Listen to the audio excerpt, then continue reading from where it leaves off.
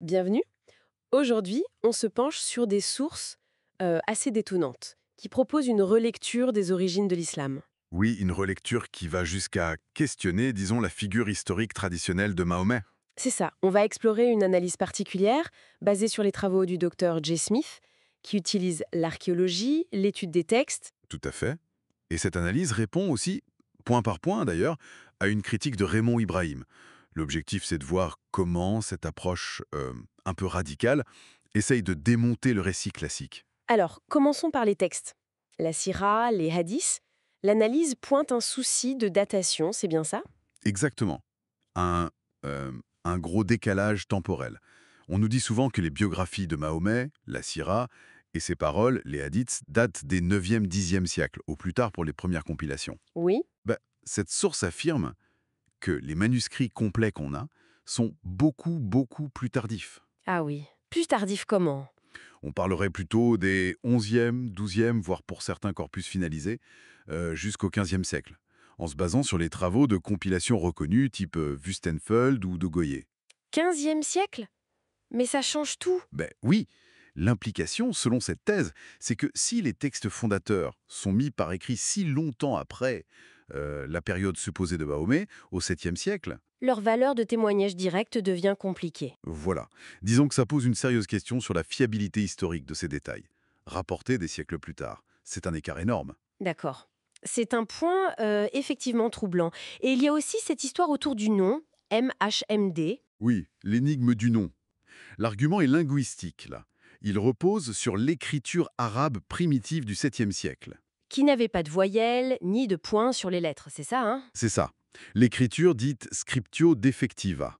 Du coup, la séquence de lettres MHMD apparaît comme ça, brute. Et l'analyse suggère, et si ce n'était pas un nom propre au début? Pas un nom propre. Mais alors, Peut-être un titre honorifique.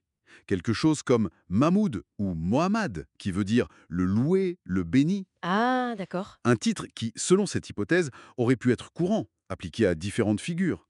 Certains textes chrétiens de l'époque, comme ceux de Jean de Damas au 8e siècle, utiliseraient des termes similaires pour parler de figures messianiques, voire de Jésus. Donc le MHMD des premières pièces de monnaie ou inscriptions, ça ne désignerait pas forcément le Mahomet de l'islam. C'est l'idée défendue ici, oui. Une ambiguïté initiale. Le terme aurait pu être, disons, un attribut avant de se cristalliser en nom propre pour une figure spécifique, bien plus tard. Fascinant comme perspective.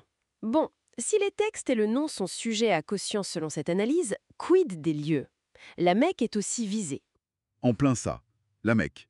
Le point soulevé, c'est le silence présumé des sources non islamiques contemporaines du 7e siècle. C'est-à-dire, Ben, on chercherait en vain des mentions claires de la Mecque comme grand centre commercial ou religieux dans les documents byzantins, persans, les récits de voyageurs de l'époque. hmm. Et il y aurait aussi un décalage entre la géographie réelle et les descriptions dans le Coran? Oui, c'est un autre argument avancé.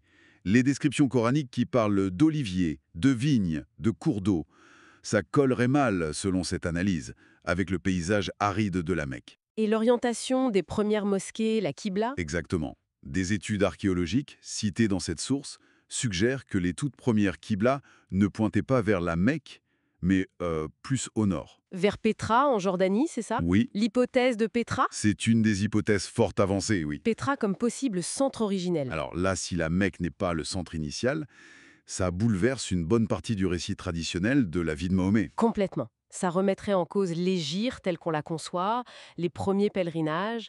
C'est un pilier central qui est remis en question par cette critique historique. L'idée serait un déplacement postérieur du centre de gravité de l'histoire vers la Mecque. D'accord. Et comment cette approche répond-elle aux critiques? Par exemple, Raymond Ibrahim compare souvent Mahomet et Jésus en disant que Mahomet est mieux attesté. Alors justement, l'analyse qu'on décortique ici prend le contre-pied total.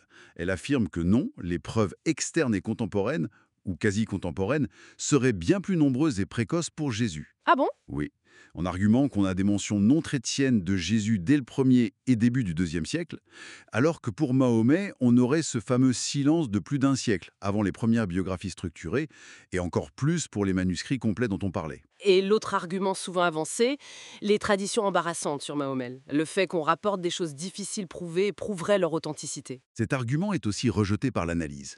L'idée est que ce qui nous semble embarrassant aujourd'hui ne l'était peut-être pas dans le contexte tribal arabe du 7e siècle. Ou alors, ça pourrait être des topoés, des thèmes classiques des récits prophétiques. Le prophète qui doute, qui est tenté, etc. Donc pas forcément une preuve d'historicité brute. C'est ça. L'analyse préfère se concentrer sur ce qu'elle appelle la critique externe, les dates des manuscrits, l'archéologie, la linguistique, jugée plus objective, moins sujette à l'interprétation culturelle que la critique interne, basée sur la moralité ou le contenu des récits. Bon, alors, pour essayer de synthétiser, on est face à une remise en question assez radicale des fondements historiques de l'islam, qui s'appuie sur des trous présumés dans les preuves du 7e siècle, des manuscrits jugés trop tardifs, un nom potentiellement ambigu et une localisation initiale, la Mecque, contestée. C'est tout à fait ça. Une approche critique qui met en avant ce qu'elle interprète comme des absences de preuves contemporaines et des incohérences factuelles pour défier le récit traditionnel sur son propre terrain, celui de l'histoire. Et ça nous laisse avec une question peut-être un peu vertigineuse pour finir. Si l'analyse historique critique peut ainsi interroger les fondations d'une figure et d'un récit aussi centraux, qu'est-ce que ça nous dit sur la manière dont l'histoire, la mémoire collective et la foi interagissent, se construisent et parfois s'affrontent, surtout quand des données nouvelles semblent ébranler des certitudes?